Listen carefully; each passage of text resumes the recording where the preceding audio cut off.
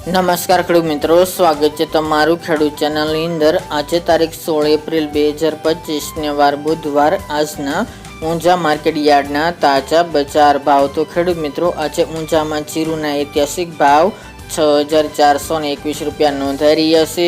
આજે ફરીવાર 500 પ્લસનો ઉછાળો જોરદાર જોવા મળી રહ્યો છે। જીરુની બજાર અત્યારે 6000 પ્લસ ચાલી રહી છે। વરિયાળીના ભાવ પણ 8000 સુધી બોલાઈ રહ્યા છે। તો ચાલો આપણે જાણી લઈએ કે રાયડો, જીરુ અને અજમાના ભાવ શું ચાલી રહ્યા હતા।